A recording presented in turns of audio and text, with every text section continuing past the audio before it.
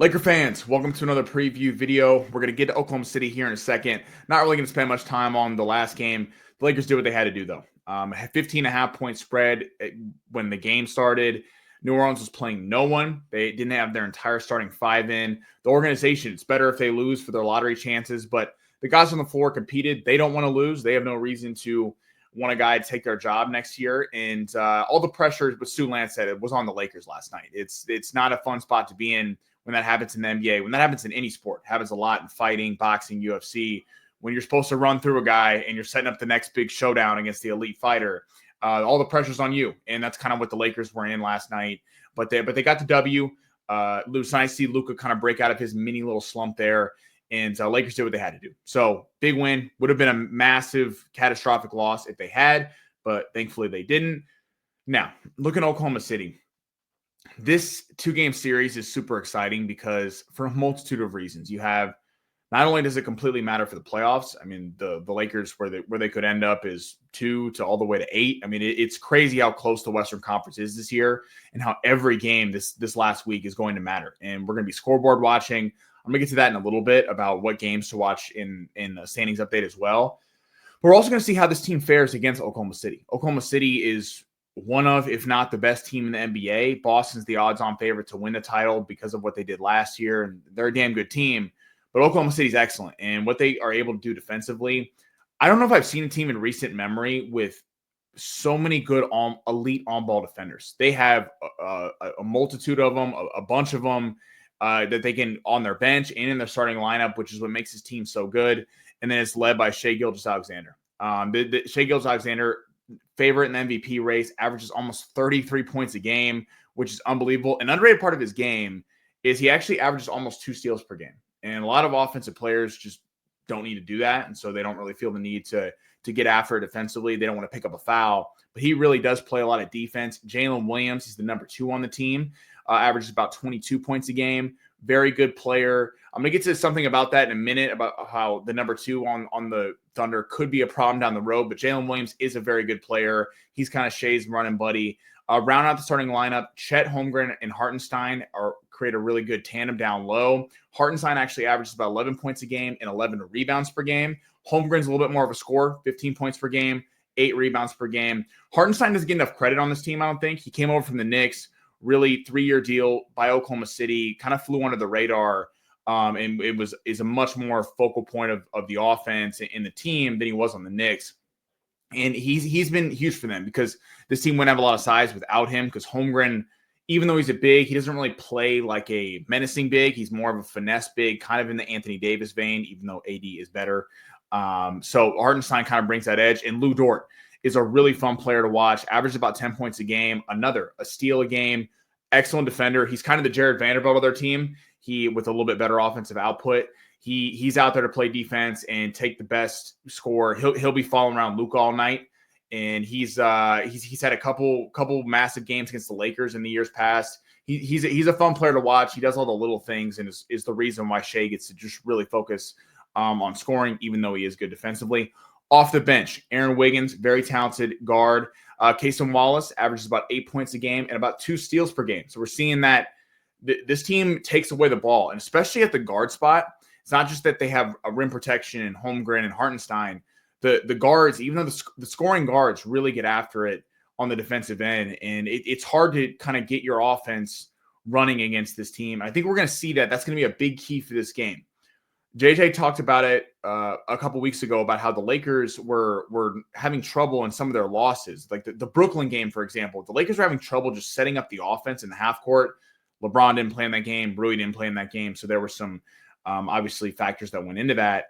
But this is a key. The Lakers got to get the ball in, as simple as that may sound. They've got to get the ball in because they really press at starting at the half court line and don't make it easy to just set your sets and get going. That's going to be a big part of this game, is how the Lakers guards, Luka, Reeves, and then LeBron really deal with that. I think in this one. Finishing it out, Alex Caruso, former Laker, averages almost 2 steals per game, 7 points per game. He's a big shot maker.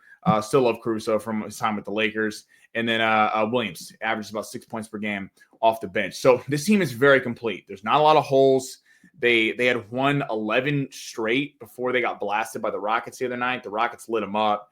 And that's kind of been a reoccurring theme the last few days is how, even though the Lakers have a 2-game stretch and they have one of the hardest schedules remaining in the league, how hard is Oklahoma City going to play? And Jalen Williams kind of made a whole article today, gave a whole interview about how they're not getting complacent, and just because the Rockets lost, they're trying to win all these games. Psychologically, though, they have nothing to play for. They are the 1 seed.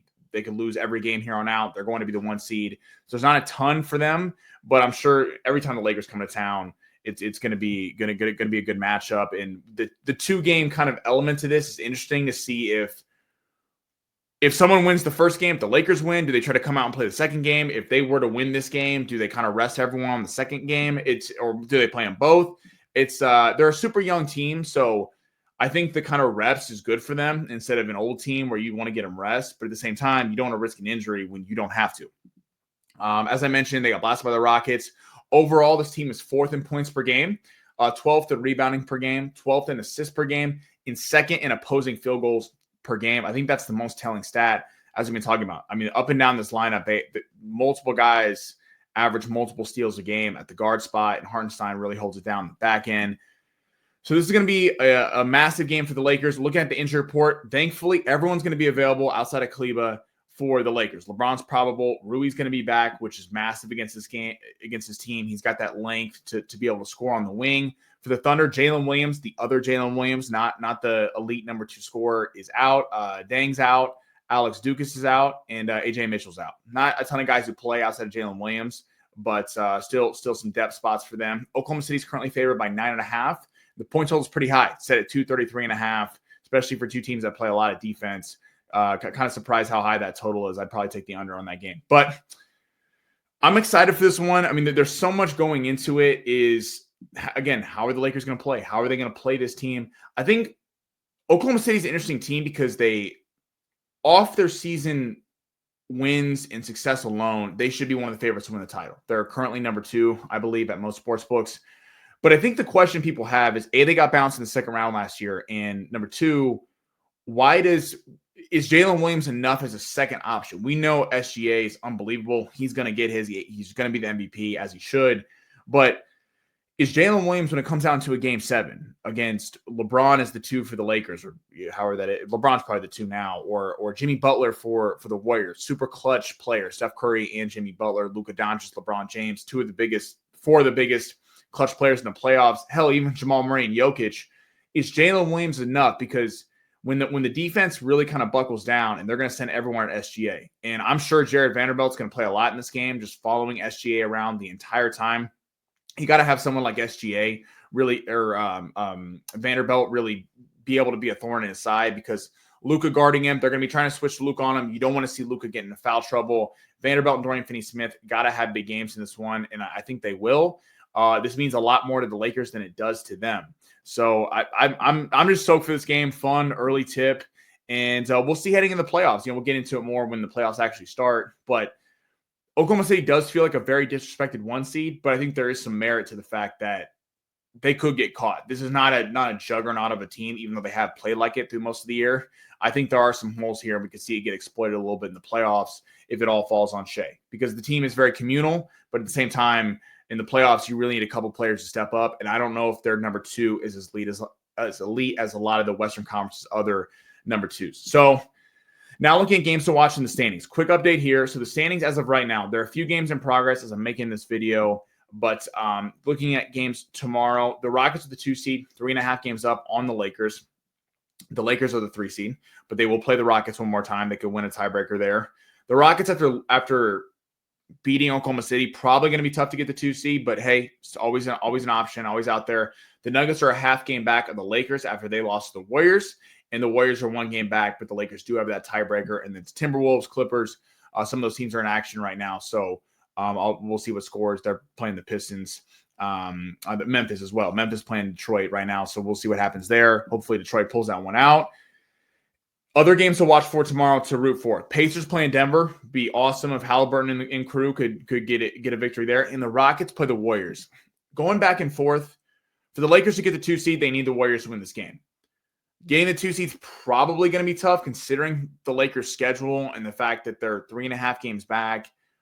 Again, they do play Houston once, but that's probably a tough ask to get the 2 seed. I'd probably be rooting for Houston and be okay with the Lakers being the 3 seed.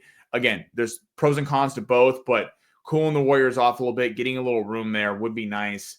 But so excited, one of the best times of year. It's so fun how tight it is, and every game's really going to matter. And the Lakers got a big 2-game stretch to really establish themselves as one of the favorites in the Western Conference. I think they're going to show out in this one. Especially coming off that kind of rough loss to the Warriors. But people forget, I mean, they've really owned a lot of the teams in the Western Conference. They played Denver well. They beat Houston last week. They've owned Memphis, Minnesota, the Clippers. And how the Warriors, they're up 3-1 on the season series, even though they did beat them the other night. So appreciate everybody for tuning in. Alan's going to get you guys on an earlier post-game show, I believe. And then I'll have you a video for the next Thunder game, the second part of the little 2-game stretch. So appreciate everybody for tuning in, and go Lakers.